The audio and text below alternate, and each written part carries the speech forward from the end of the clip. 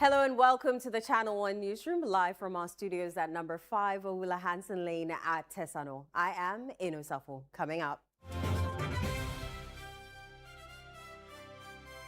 Trial of former National Signals Bureau boss Kwabena Duboahene adjourned to August 25, pending Supreme Court ruling on legal vacation.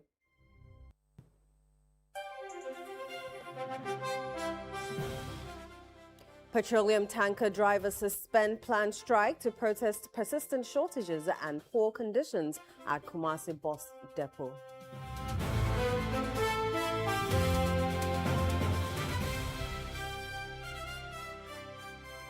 Fear grips Atia community following arrest of spiritualist over alleged ritual murder attempt on 11-year-old girl. Anyone be see her or penny pamoja, or Pen Casa. Me assure anything of a small genanka or Quacocuno. What in it now police came by. Ever say Residents demand urgent action on 23-kilometer Dom Kwabenya Brekusu Kitase Road. We have used this road for several years. We have not seen any improvement. So today we decided to take action. In Channel 1 Business.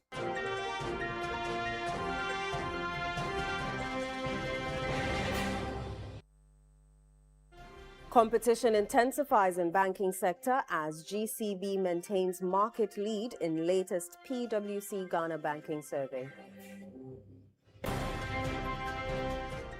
In Channel 1 Sports.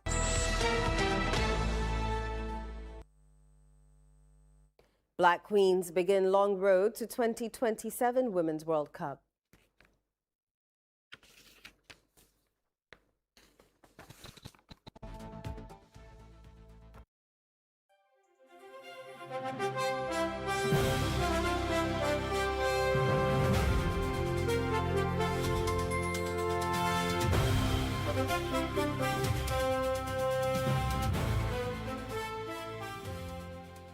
Thanks for joining us this hour. Let's settle for the details of our stories.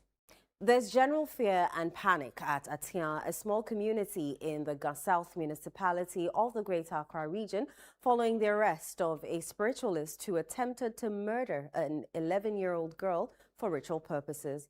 The Atia community is known for such notorious incidents following a similar one in 2021, where a young boy, Ishmael Mensa Abdallah, was murdered by his friends for rituals. The following report has more. According to the 11-year-old girl, she was approached by the suspect, who is only identified as C-Prof, by community members around dusk on Sunday at Atia Junction and offered to buy her food. He then asked the young girl to follow her to his residence, an uncompleted building in a secluded area of the community. The suspect then attempted to drag her into the building, which has his shrine. Her hesitation and continuous shouting drew the attention of some nearby residents who rescued her. No, she said, "I'm Mrs. friend now. Only Mr. said, messing young Conongo Diane, mammy. And I do quite. Or call him semi women, no, mirror, no, mammy, born. I mean, did not say, met me the coffee. Into ever the son or sentence, send me my mammy phone 50 city. Now, Nkwalami and Momote, Miss Saint Johnny, Nami Jana, my question, and Qualani Frey. Or more papa and Tirana and Crawford started sell mobile. The suspect, who attempted to escape, was nabbed by the residents and later handed over to a police team. Woman in the corner, the Mokuyi, Jody Drono, Skedrono, and what you see her or Penny Pamoja, or Pen Casa. Me assure anything of a small genanka or Quacocuno. What in it now police came by. Ever saying, Koshe baby or Mote. Some nearby residents who have followed the activities of the suspect allege that he had always claimed to be a spiritualist. In his room, pieces of white linen were found with blood stains the suspect claimed were his own blood, drawn from a self-inflicted knife wound. Some human skeletal remains were also found in his possession. A police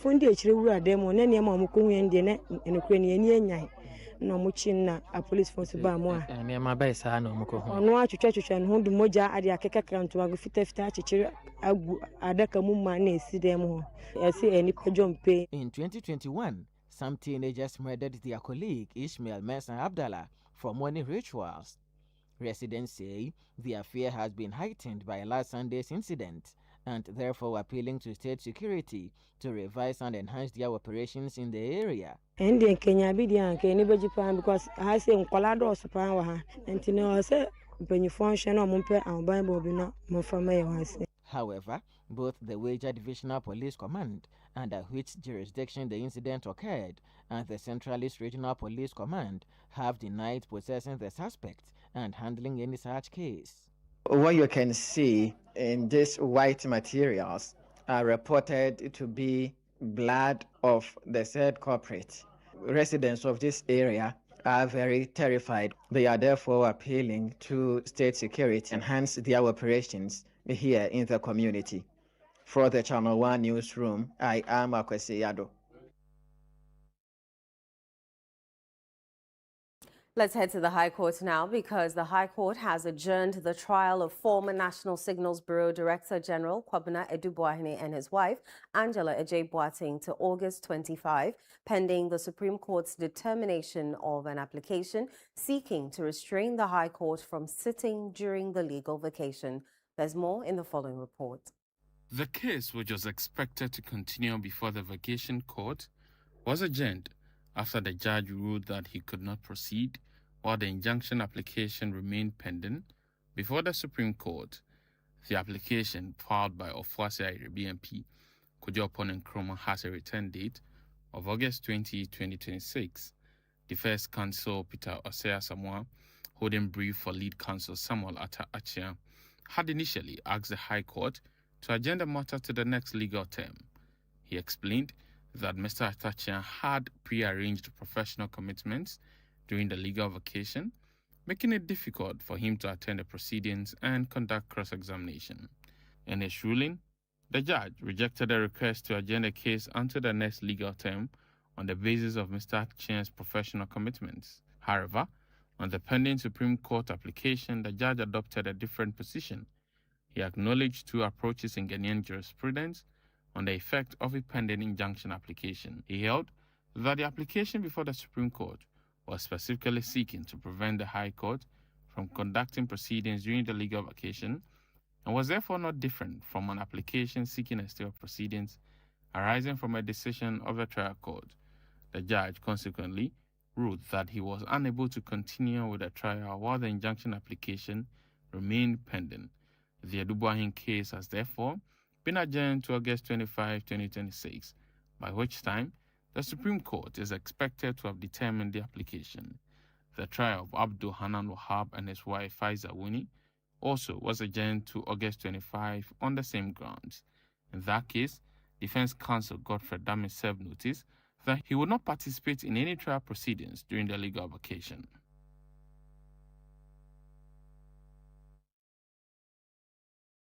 Away from the courts, members of the Ghana National Petroleum Tanker Drivers Union have suspended their planned 3-day sit-down strike to protest the persistent shortage of content during offloading of fuel and described the inaccuracies as abnormal. This follows negotiations between the union and Bost Energies. Channel 1 News' Bureau Chief for the Middle Belt, Hafiz Tijani, highlighted their concerns in this report. Tanker drivers lament how the inaccuracies at the offloading point at the bus depot is taking a toll on their operations and also affecting them in terms of deductions from vehicle owners. Last year, me lodu fi tema ebedruwa. Me ba me koyi me shoto 216. Ema no me kara ma me 2000 ma me kara. Ema no chama ne panifo na be pa choma me na bam. Yesa kwaye calculation ye in 2 weeks. Me lodu inside inside me shoto 290. And no na do ba me we anaso my day. Hey, Ulu so and so. They said drivers be why ye you call for shortage. Ye hear man in a goofy ye. They been to was a bassa. What you say? But Nippon was on a hotel office or by his way, I want you The industrial action has raised concerns about possible disruptions to fuel transportation, with fears that a prolonged strike could affect fuel supplies and potentially trigger shortages across the country if urgent interventions are not made. And I draw Quada, it's to Quada to Yawada Kra, in Yapan for her. Mamma, near Tracy. And yet, Chama here from Bla, and I know Tracy Debbie. I don't want no, how no. I was say about no more big original. Now I don't for the tears here. Then you don't say Tamu saying, and you buy a dear way. Tamu say, Nanko Kataso. The drivers have accused officials of the bulk oil storage and transportation bust of failing to rehabilitate the yard near the Kumasi depot, raising concerns about their safety and the worsening condition of the facility, particularly during periods of rainfall. It's so this only car, and I just hope we will do Tibet. What do you say? And then why you name and why quite safety and you good my The drivers here say they will only resume work if authorities intervene to resolve their issues. But there are fears that this could trigger fuel shortage across the country if the strike persists. Hafiz Tijani, Channel 1 News, Kasi, Ashanti Region.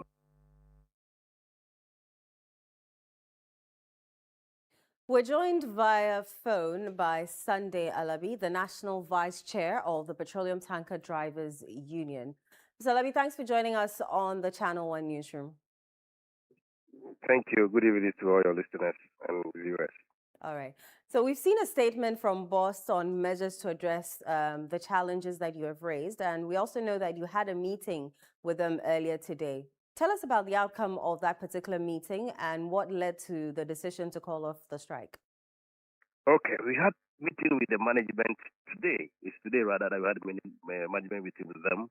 And then we all agreed the issues we raised, the three issues we raised concerning the deteriorated nature of where we park our trucks, bursting our tires every day, and it's making us lose jobs. And then the inconsistency of the meter that is giving us shortages, and then the upgrade of their loading arms.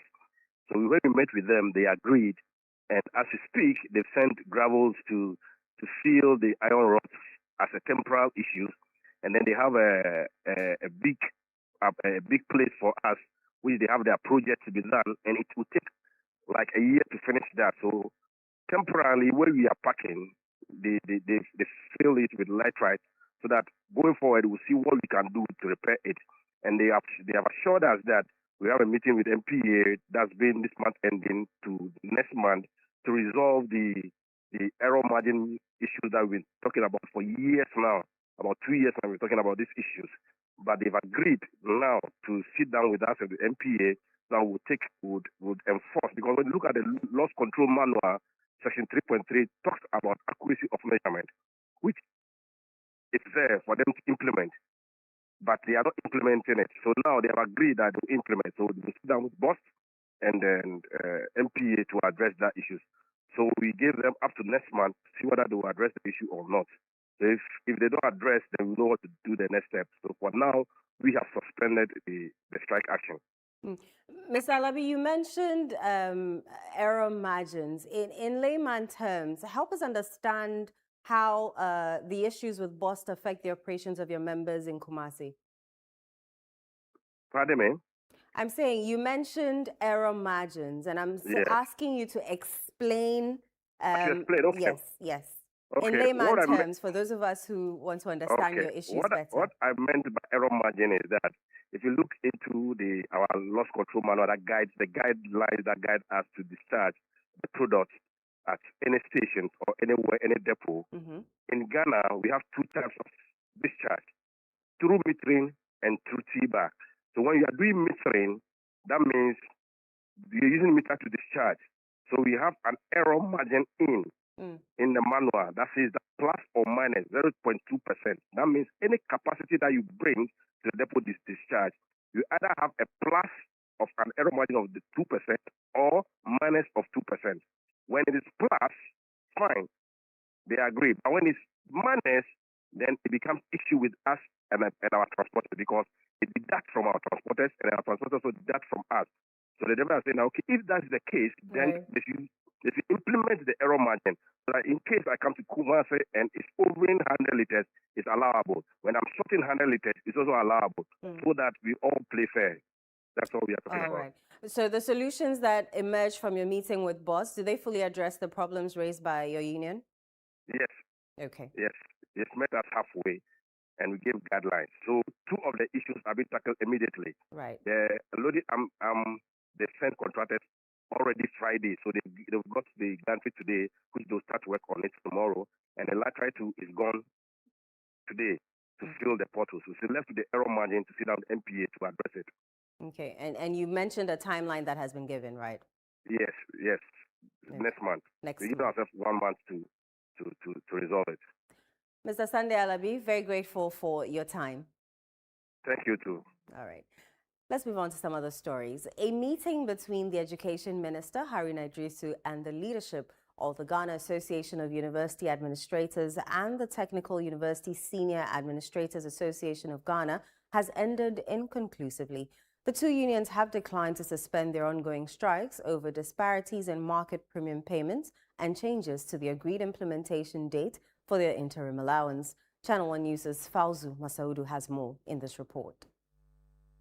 The approximately 3-hour meeting was aimed at resolving the concerns that triggered the industrial action by the 2 tertiary sector unions.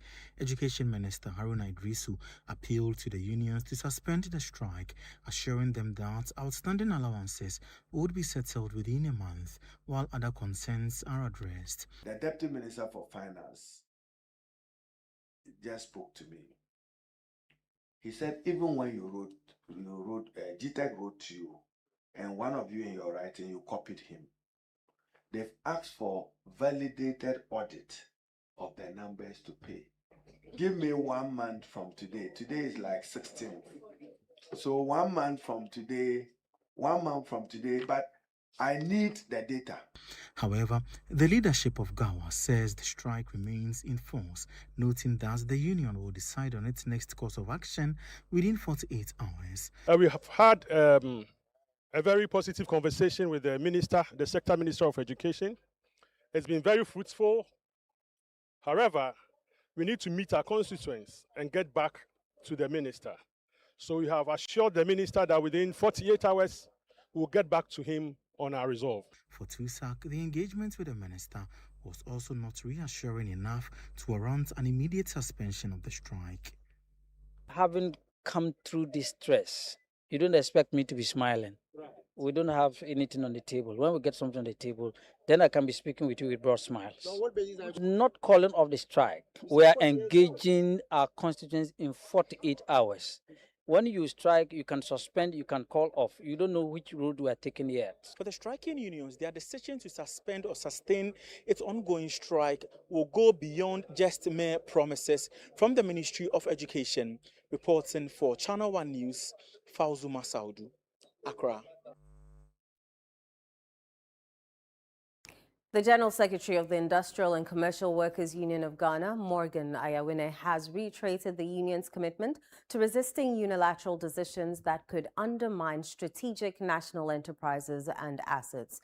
He made the comments after receiving continental recognition as Africa's most respected CEO in labor and union leadership at the 6th Africa's Most Respected CEOs Conference and Awards held in Lusaka, Zambia.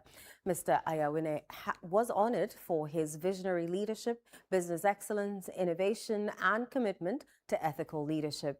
He said the ICU Ghana would not hesitate to oppose any attempt, particularly by government, to divest its interest in strategic national assets with significant growth potential, such as the Volta Aluminium Company.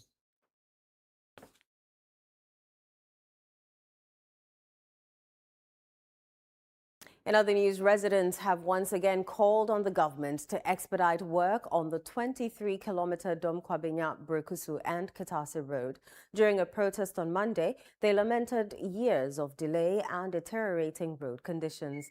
Channel 1 News' Christopher Kevin Asima has more in the following report.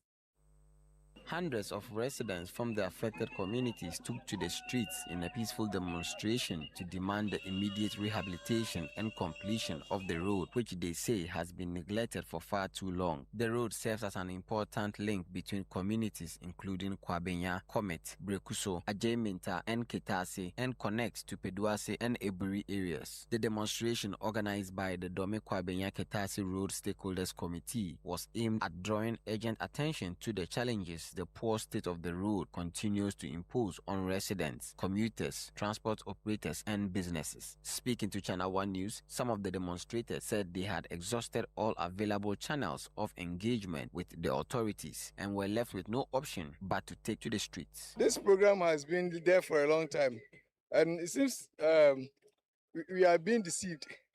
We have been deceived for a long time because we have used this road for several years. We have not seen any improvement. So today we decide to take action. You know, in Ghana here, if you don't take action, the government will not listen to you. If they manage to fix this road, there are people who live here and go into town for schools. The economic activity here will increase. People will build their homes here, schools will have children. I mean, life will come this way. After hours of walking from Kitase through Brekuso and towards Kwabenya, the demonstrators intensified their protests, chanting slogans and burning car tires while blocking sections of the road. The demonstration resulted in significant traffic congestion along the route as residents expressed their frustration over the delayed rehabilitation of the 23-kilometer road. The protesters eventually ended the demonstration at the Kwabenya lorry station, where leaders of the various groups were given the opportunity to outline their concerns and appeal to government to act on the road. We are very concerned and shocked that the Ministry of Roads and Highways, in its own 2026 to 2029 sector medium-term development plan, lists the 22 kilometers Kitase Road among roads completed between 2022 and 2025, which is obviously contrary to what is the reality on the ground. From the Dome Kwabenya Kitase Brekusu Road demonstration, I am Christopher Kevin Asima reporting for Channel 1 News. This is the Channel 1 Newsroom on Channel 1 TV. Still ahead. GCB takes banking lead from EcoBank as Omnibasic enters top 5 in latest PwC banking survey.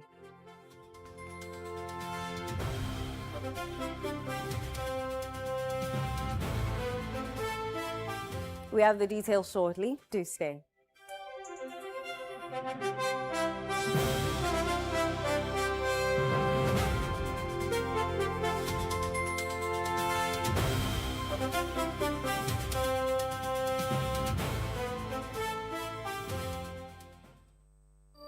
The best part of going home is family. Sit up! Hey, mommy, my wife is cooking something delicious. Where we? Lizzy hot pepper sauce, spicy. Bona yete, Lizzy oh Lizzy. Lizzy the Shito is Shito. Lizzy Shito over fail. Lizzy Shito. Please, can I take some to school tomorrow? Yes, my son, you can. Lizzy Shito dear. Ebesu obiasu. Lizzy Shito hot pepper sauce. Yes, spicy and kasa.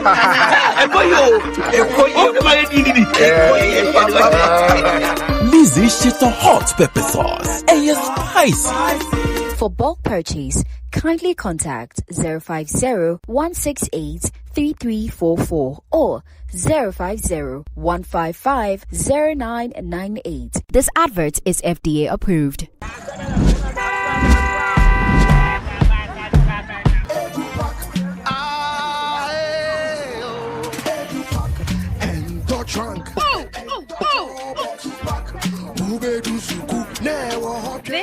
the old way.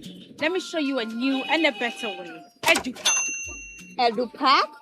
Yes, EduPark.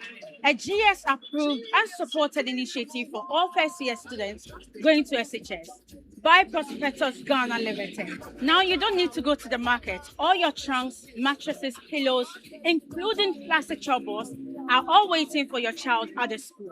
Note, all our wooden chalkboards are being changed to plastic ones to avoid bedbugs. You can also register by dialing *713*821# following the prompts, or you can visit www.eduparkgh.com and tap register. You can also register at any ADB branch near you at a very affordable price. EduPark, approved and supported by GES. North Shore Apparel. Northern Ghana is making history. The Ghana Exim Bank and North Shore Apparel Ghana Limited proudly invite you to the official opening of Phase 1 of the North Shore Apparel Hub, a wholly Ghanaian-owned apparel manufacturing enterprise under the 24-hour economy initiative. Funded by the Ghana Exim Bank and partners, this landmark project will create 3,000 jobs at commissioning and up to 10,000 jobs at full operation. His Excellency the President John Dramani Mahama will officially commission the facility, joined by the Minister for Trade, Agribusiness and Industry, Elizabeth Ofosuejare, and the Chief Executive of the Ghana Exim Bank, Sylvester Adinam Mensah. Date, Friday 28 August 2026. Time, 12 noon. Venue,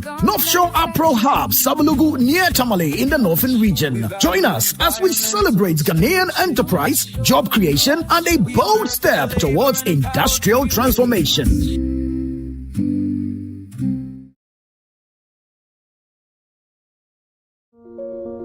As the sun rises over the city of Accra, its warm glow settles on one of the city's most thoughtfully planned communities, Lakeside Estate, and once again, something exceptional is unfolding.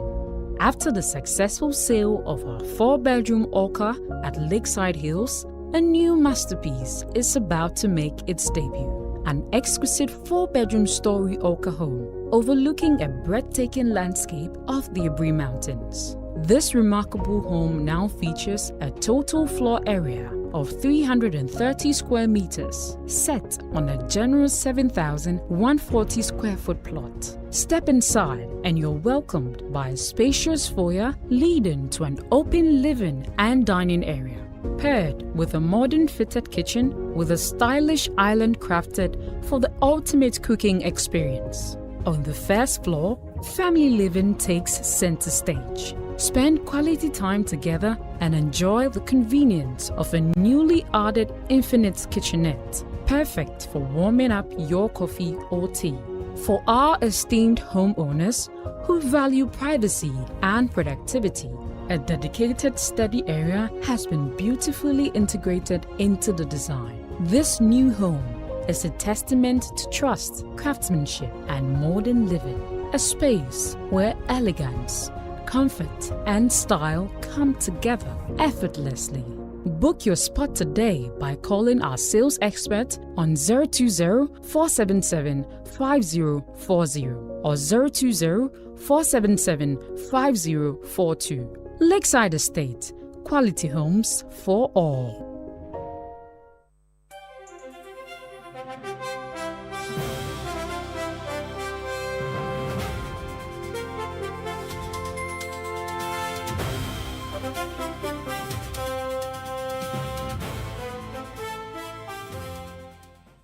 You're welcome back. Up next is Channel 1 Business with me, Latte Latte.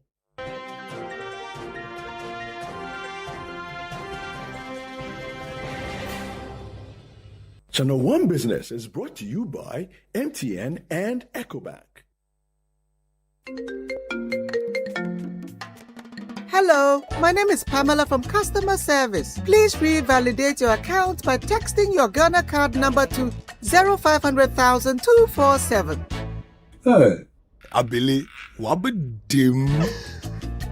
Madam, give me the numbers behind your ATM card. I'm calling from the head office. An email was delivered across to our customers this morning. Confirm if this is your bank account. 100,100,100. Thanks for sending your bank card details. Send the OTP now to avoid cancellation. EcoBank will never call, email, send an SMS asking for your PIN, OTP, bank card, or Ghana card details. Don't get played. EcoBank, the Pan-African Bank. Hello, please, I'm calling from Customer Experience Center. Hello? I had send you your memo ready. Oh, no. I go here. Start Joshua. There comes the time when money matters get tricky.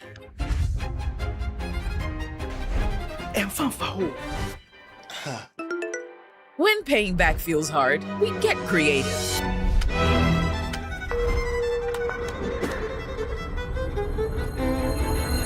But here's a beautiful fact. Every time you pay back, you keep the line going. You make space for someone else. So don't break the chain. From quick loan and smart loan to extra cash, easy cash, agent flex, Ahomka loan, express loan, Busia loan, and many more. It's all in your Momo app when you need it. Borrow, sort down, pay back. Momo. Because when you do, Momo Day for everybody.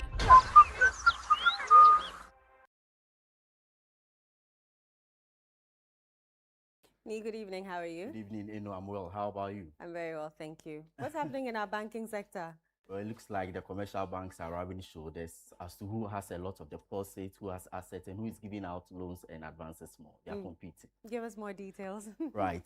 And Ghana's banking market is becoming increasingly competitive, with GCB Bank strengthening its position as the industry's leading player in deposits, loans, and operating assets, even as some mid-tier banks make significant gains. Here's more from the latest PwC Ghana banking survey.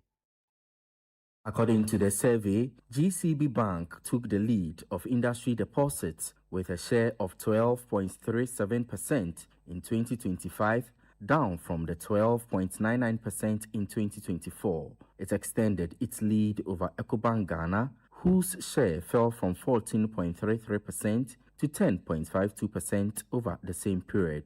Stanbic Bank maintained third position with 7.8%, meaning the three largest banks collectively controlled about 30.7% of total industry deposits in 2025. The concentration underscores the continued strength of the major banks despite growing competition across the sector.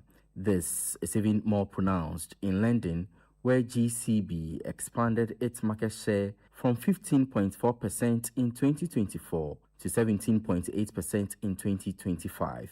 EcoBank remained second with 14.2%, giving the two institutions a combined 32% share of industry loans, up from 29.7% a year earlier. While the biggest banks consolidated their positions, several mid-tier institutions recorded notable gains. Omni Basic Bank emerged as one of the strongest movers in deposits, jumping from 13th position in 2024 to 5th in 2025 with a 6% market share. PwC attributes the improvement to focused customer acquisition and growth in retail and SME deposits. And now, the two-day Channel 1 TV Zondatech Auto Sale and Expo may have ended, but it has left behind a bigger conversation about Ghana's automotive market, from making new vehicles more accessible to strengthening local skills and after-sales support.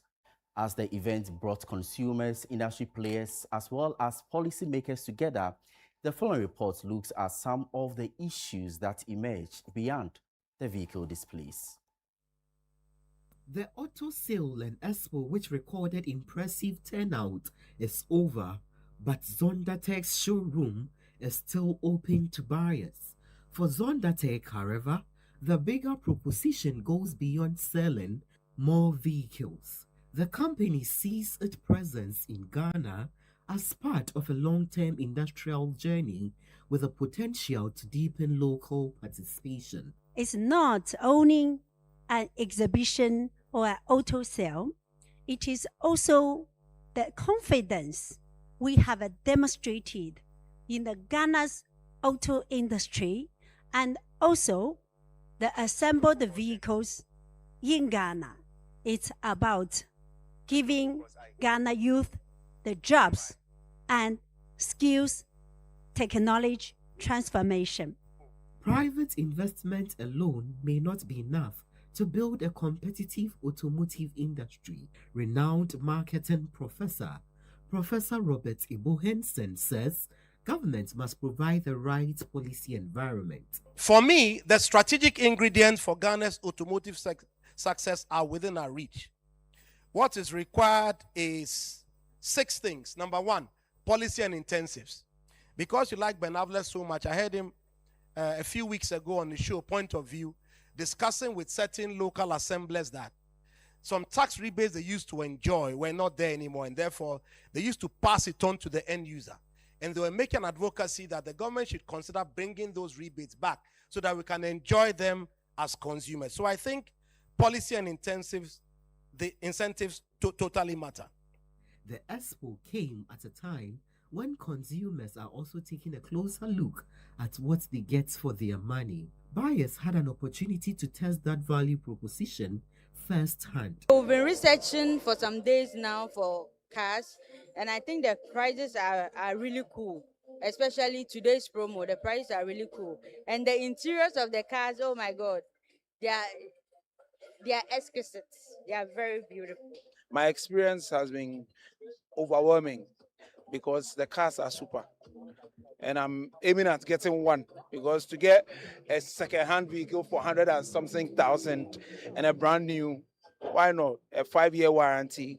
Very, very impressed, and I really want to walk away with one. I mean, drive one out because the cars here are quite fuel efficient, and looking at the economy, it will be a best decision to make. For Channel 1 TV and City FM, the event was also about using the power of media to connect Ghanaian businesses and innovations with the market. It's about the Ghana enterprise, the effort of Zonda Tech, the push of Channel 1 TV, and more importantly, the desire to see Ghanaians experience luxury, affordable brands. And while the auto sale may have closed, the conversation around affordability, quality, and choice continues at the Zonda Tech showroom with a range of vehicles to suit different needs, from SUVs and pickups to commercial vehicles, electric and plug-in hybrid models. Let's bring you an update on crude oil prices and how the local currency is also performing on the interbank market.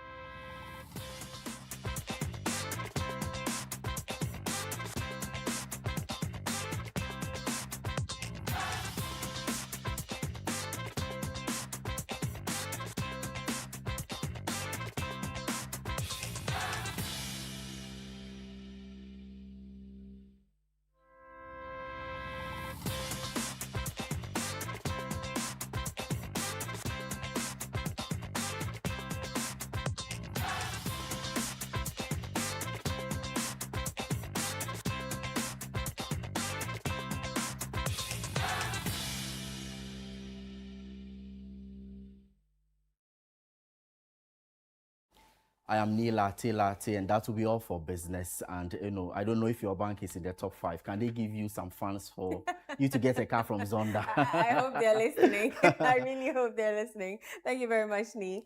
Let's do some more stories now. The Ministry of Lands and Natural Resources says it has advanced a bill to reduce the current 30-year mining lease duration to 20 years.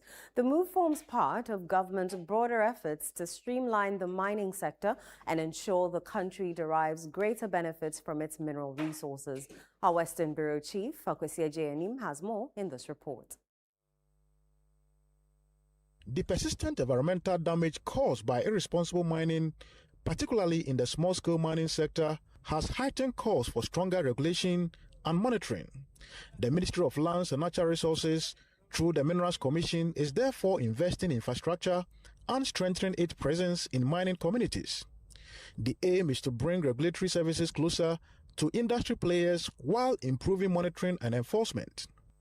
At the opening of the 12.3 million Ghana cedi Daman Minerals Commission Office, the Minister for Lands and Natural Resources, Emmanuel Amakofibwa, said the facility forms part of government's efforts to decentralize licensing, promote responsible mining, and reform the sector. As you know, for too long, the full spectrum of the Minerals Commission services has been a distant prospect for many in our region.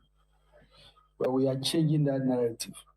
For instance, why should someone come from the Minerals Commission head office in Accra to acquire a license to mine in Daman? Now, this new office, as part of our ongoing efforts across the country, will also allow the Commission to discharge their regulatory duties with greater efficiency and effectiveness. The minister also disclosed that the government has advanced a bill seeking to reduce the duration of mining leases from 30 years to 20 years. Just laid a new law in Parliament. There are key 5 provisions that I'm very excited about. Number 1, that now we reduce the years of mining for licensing from 30 years. The maximum will now be 20 years. After 20 years, we will decide what we want to do with that mine. The Chief Executive Officer of the Minerals Commission, Isaac Tando, described the Daman office as an important step towards modernizing the sector. He urged staff to uphold professionalism and ensure the Commission's mandate is effectively delivered. The mandate of the Minerals Commission as established by Act 405 is clear: to regulate and manage the sustainable development of our mineral resources for the benefit of all Ghanaians without exception. This requires not just an oversight from Accra, but an active on-the-ground presence and partnership in the mining hub and communities that drives our economy.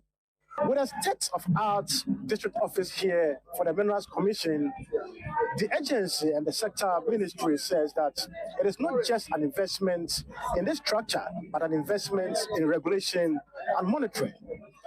For Channel 1 TV News, I'm Akwese Daman.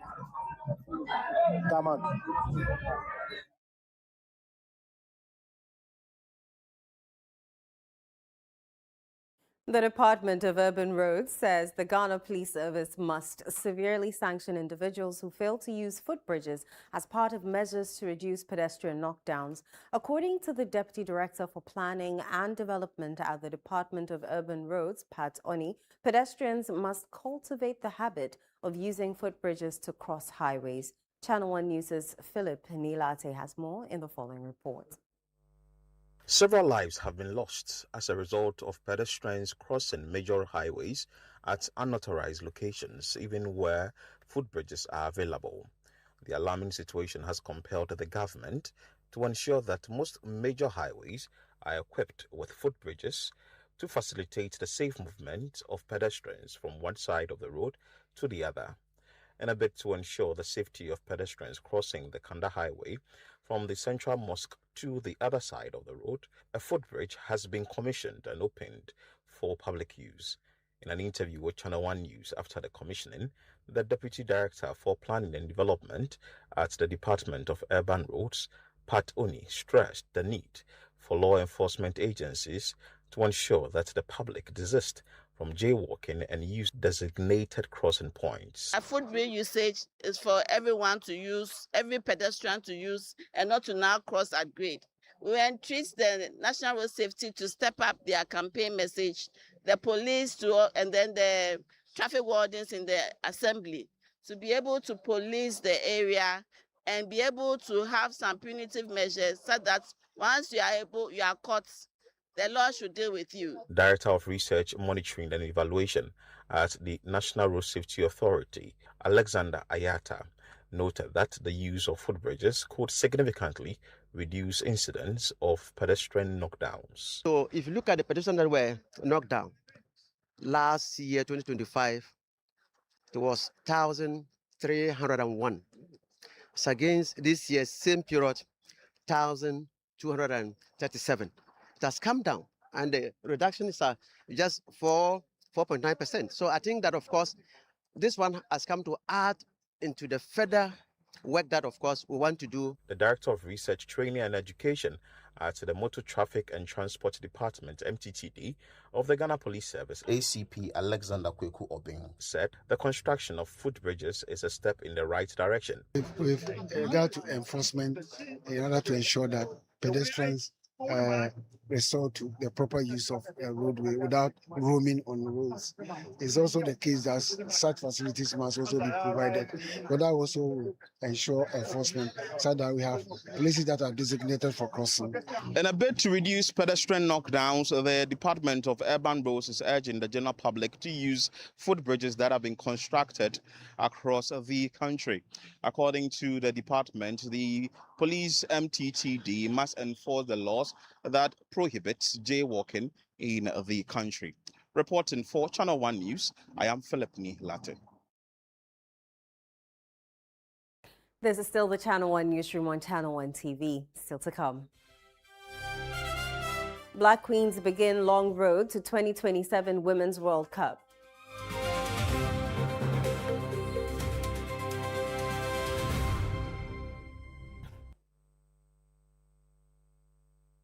We have those details for you shortly. Do stay.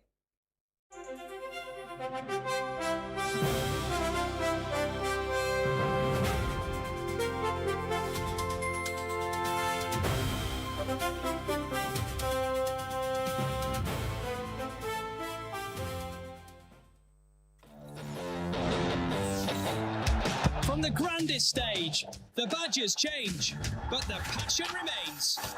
It's a special goal! Cometh the hour, cometh the man! This football is from the heavens. What a story this is! 10 months of drama lie ahead. The stage is set.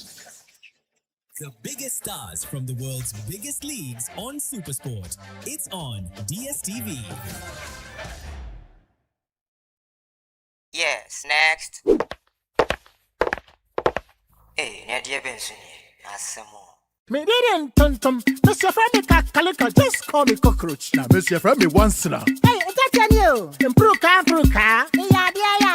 Captain Mosquito, double the action.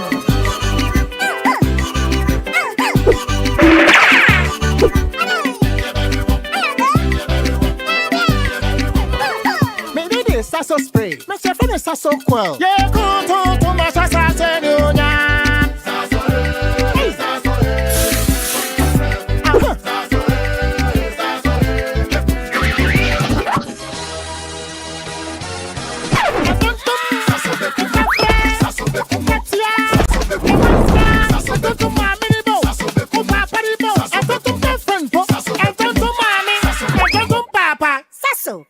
Tum preko.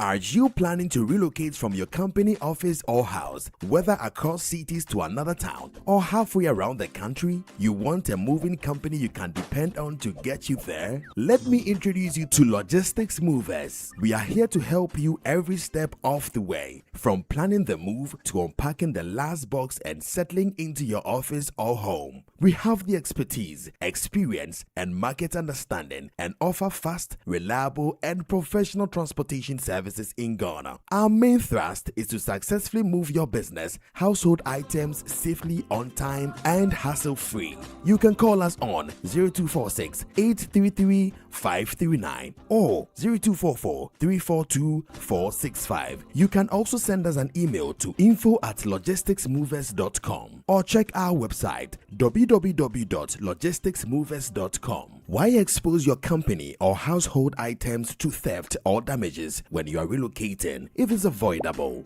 Logistics Movers, we help you relocate.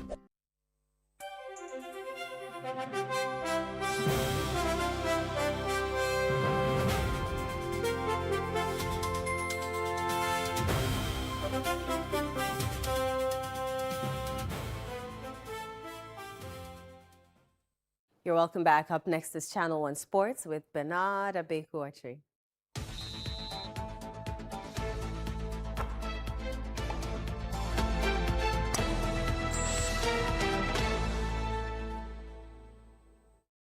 You know I love stories about the Black Queens, right? Yeah, I do.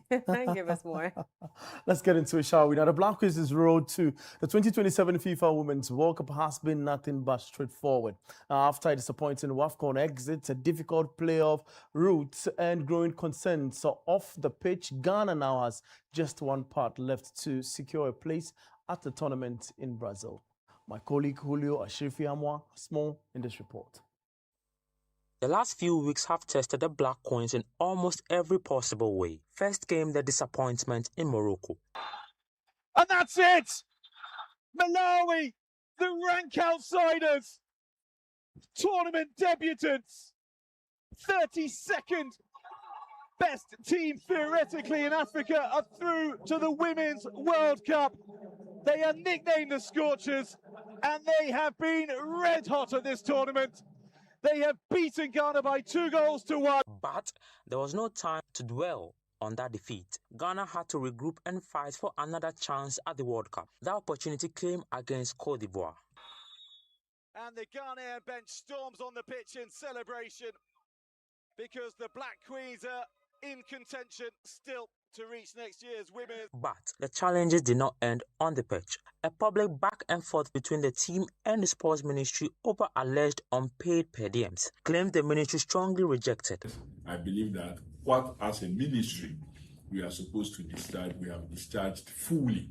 If there is anything that is outstanding, that is to do with some sponsorship that they got, which is yet to be concluded. Now, with the footballing road ahead becoming clearer, sports journalist Rosalind Amo believes the players also have to examine their own conduct. I think they should apologize.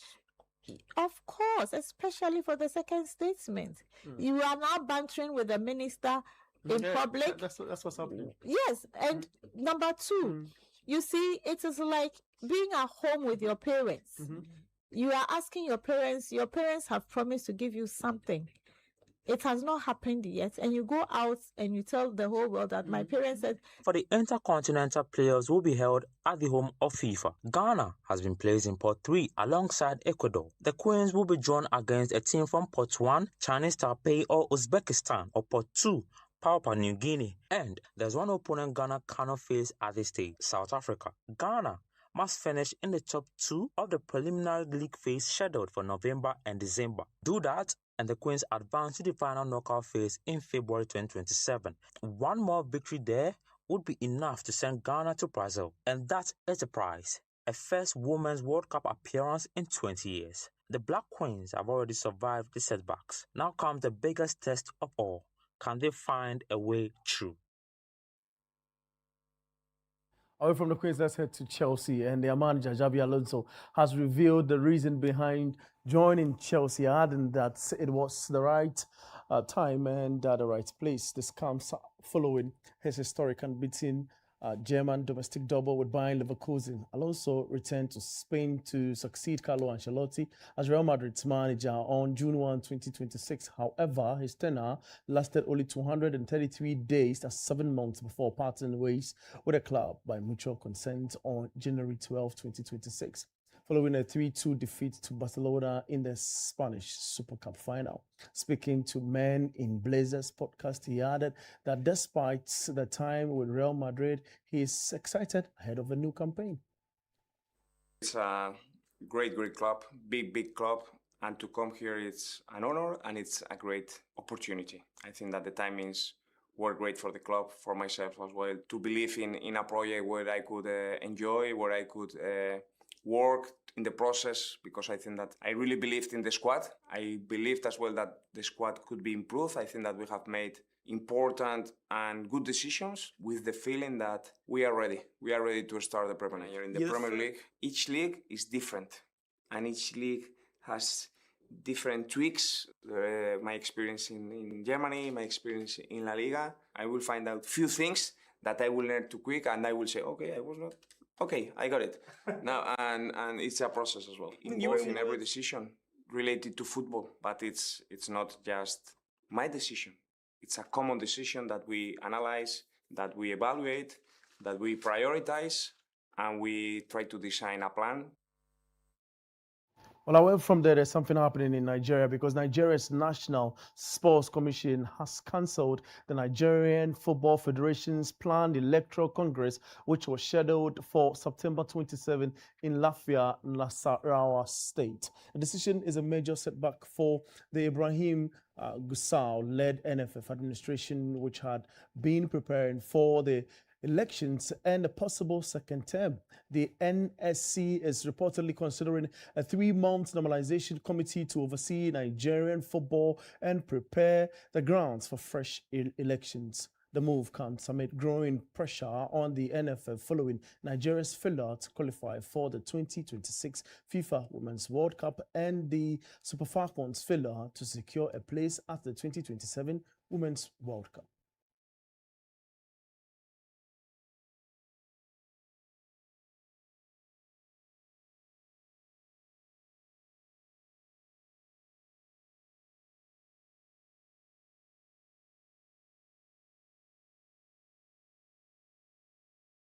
Well, that's the very latest from the world of sport, and I am Bernard Abeko. That's just sports. Thank you very much, Abeku. And that's how we wrap up today's bulletin. Do visit our website, channel1newsonline.com, for information on our top stories and more.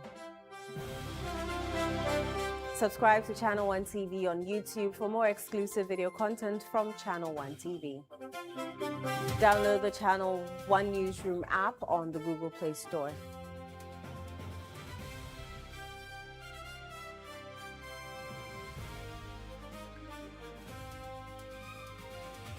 I am Inusafu. Many thanks for watching.